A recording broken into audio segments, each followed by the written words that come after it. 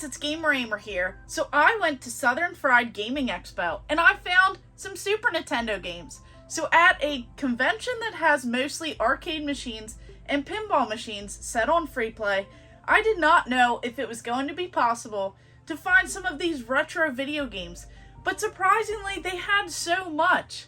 So let's just go ahead and jump into it. Last week I scored a few more Super Nintendo games, and we ended off at 406 out of the 721 that I'm trying to get. So as we go through and cross off all of these and highlight them on my list here of 721 games, I'm hoping to try and complete this as soon as possible. So, what did I find at this amazing video game convention? Well, right away, when I looked at my backpack, I must have forgot this at one of the other conventions. So here we have this cool little Teenage Mutant Ninja Turtle Burger King toy. So we'll just jump into all the Super Nintendo goodness. So at one of the first tables, I actually saw this. This right here is a Super Nintendo previously played video game holder from Games Trader. So my buddy Saturn Steve actually had this, and he ended up just throwing this in because I did buy a couple games from him. So first up, one of the lovely games that I bought was Ultraman. So this game is a fighting game, and if you got it back in the day, you probably enjoyed it a lot more than if you were to play it in today's time. So this is cheesy Ultraman, this like 1960s television show that was based on beating up these like Godzilla and these like monster style characters. So this does have some tough controls. It is rather slow. It has like this whole movie set style in the fighting game, and it probably was a fun time when you were much younger, much simpler time, but it's just not good in today's time. But this was a fighting game that I had to try out because I actually like a lot of these different monsters and characters in the game, and even though it was a little bit different than some of the amazing, fighting games today, this one was still one that I wanted to try. And then up next, my buddy Saturn Steve had this game right here. This is a pretty decent and interesting game, this RPG game on the Super Nintendo. We have Shadowrun.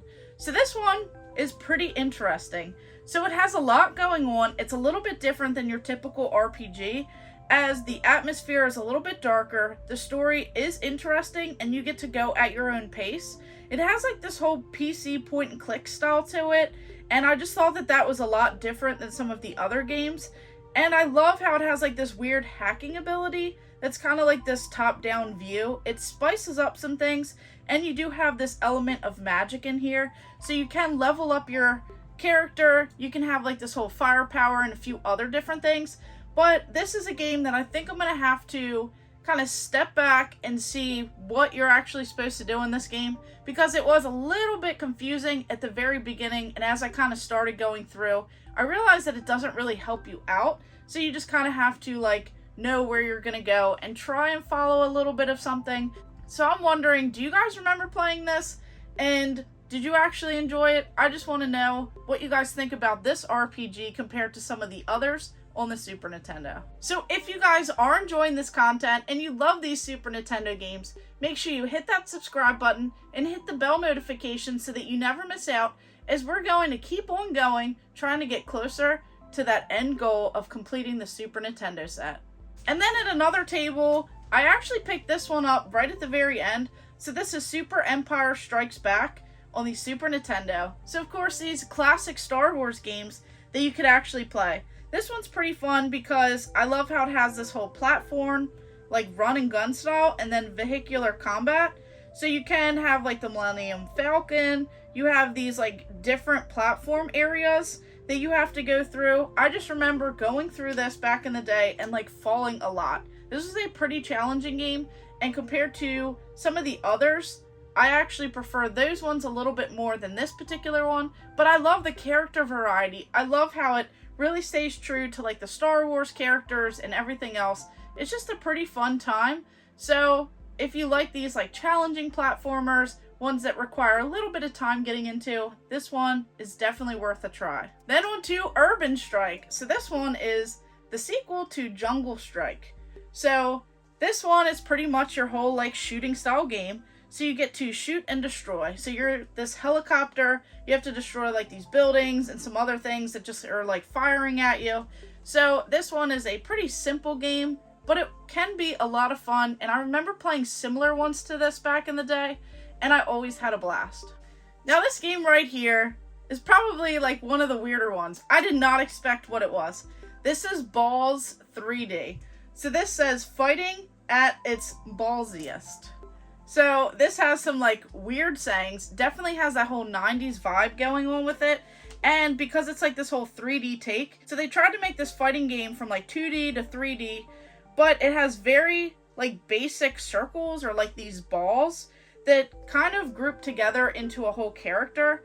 Now there is like these wild color schemes and things like that going on in the game, and you're pretty much just like fighting, but it's just so weird, so different. One that I just don't think you can play in today's time.